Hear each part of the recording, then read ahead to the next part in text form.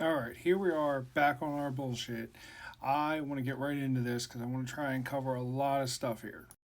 So, heroes. We talked about heroes being kind of the big missing link between the lore and the game. So, we'll start with you can make a hero, doesn't have to unbalance your game.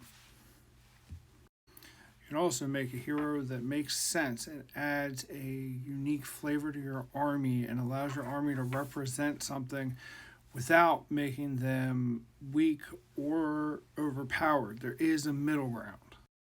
And you don't need to make it so that the army can't function without a hero. That's all really important because those are things that have absolutely happened in multiple games.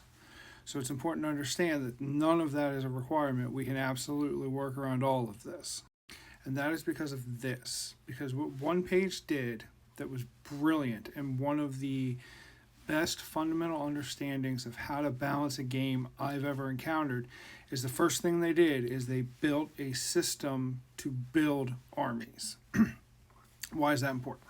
That's important because it allows a baseline for abilities to be represented by cost, and because the abilities are represented by a cost, and every army gets access to different abilities, occasionally under different names, occasionally under the same name. You're able to balance all of them because there is a set, measurable, definable cost. If your unit's fast, we have fast. Fast is worth X amount. It's worth more if there's wounds. It's worth more if there's more than 3 wounds, but it's there. There's a fixed amount that you have been able to define, and you can now use this system that you've already defined to make all of your adjustments to your armies and keep everybody relatively balanced. I very rarely see anyone talking about how wonderful an idea this system is, and for Patreon members, they let you play with it. It's awesome. It is not the most user-friendly thing I've ever encountered in my life, but I was able to make it work. So what did I do that I think would help this game? I made us the hero that we deserve and we need. If you spent any amount of time with me in this channel in recent history, you know that Red Fury has become something that I am truly excited about. So how do we take this chap and make him in this game and make him interesting? This is how. So my thought process for this is that Red Fury represents a very specific orc, or a very specific kind of orc, who has had his lower extremities replaced with talons. He's got giant metal wings. He's very fast. They bull rush into things. They hit like a truck, and then they pull out. So how did I do it? I took the jetpack orcs that currently exist in One Page Rules Orc Army. I remade them one for one using the exact same stuff that they have and renaming everything exactly the same just to see if I could pull this off.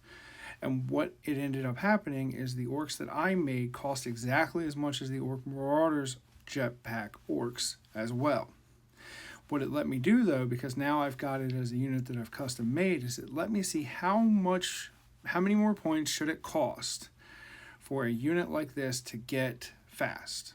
How much more points should it cost for a unit like this to get Impact 1? Why is that important? Because that's one of the things that I decided that I wanted the Red Fury to be able to do to make him unique. So I created the Red Fury, and he is a beefy boy. And he's got all your normal orc stuff, the bad shot, the furious, but he's got something very specific to him. He's got an impact of 4. Because that represents him diving into, there we go, there's a 4th there. That represents him diving into a group at his full speed and being all kinds of crazy and tearing stuff up.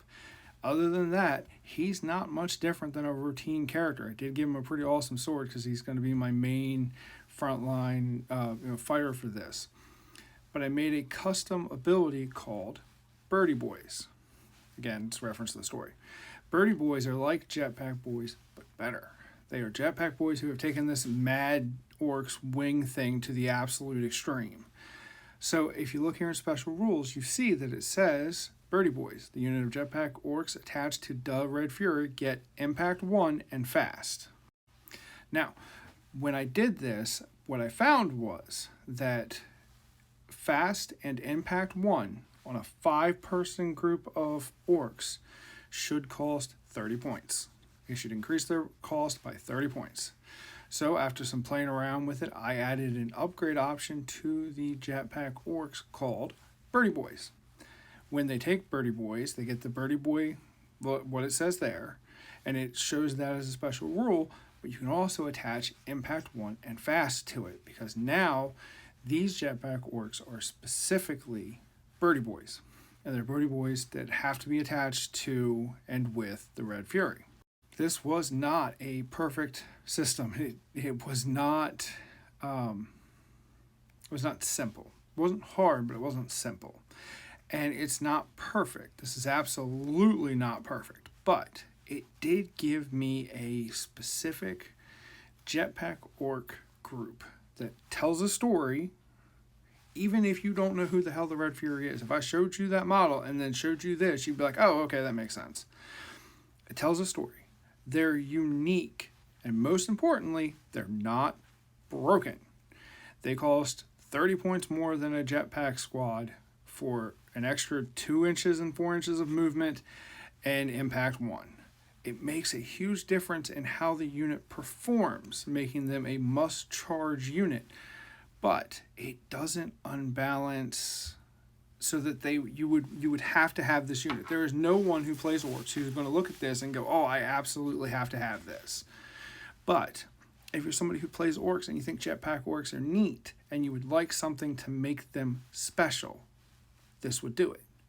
Because I like orcs, and this makes orcs feel special. This makes jetpack orcs feel special, which is one of those things that some companies do well and some companies kind of But one of the most important things, I think, to tie a game and a lore is there has to be something that you can physically do in your game that makes the person playing your game see the world and your lore.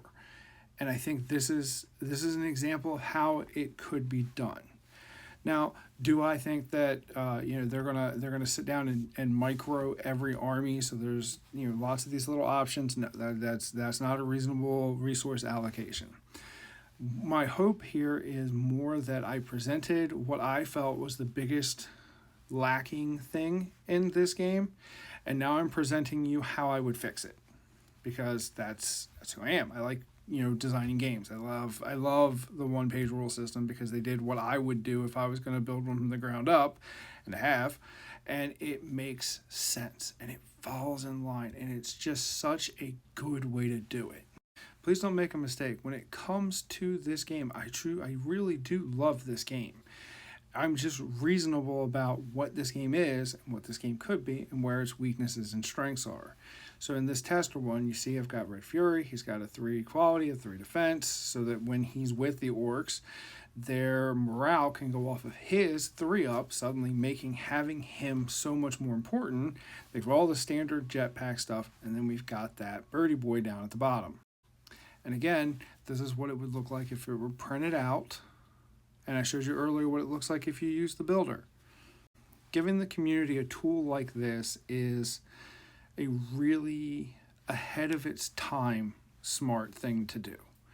It really shows that one page is in the right direction and understands better than a lot of these big companies the pulse and the lifeblood that is this hobby. Is the Red Fury the hero that we deserve? Probably not. But he might be the hero that we need just to show that it's doable. If you got this far, thank you so much. Thank you for your time, your efforts, and your opinions. Leave a comment. Do you like the Red Fury? Am I out of my mind? Is this wickedly overpowered? What do you think? I don't know how well this would scale down, but you know what? I bet it would. And I tell you what, if I was going to do a skirmish future fight, I would want one of the Birdy Boys. Dork and Sink out.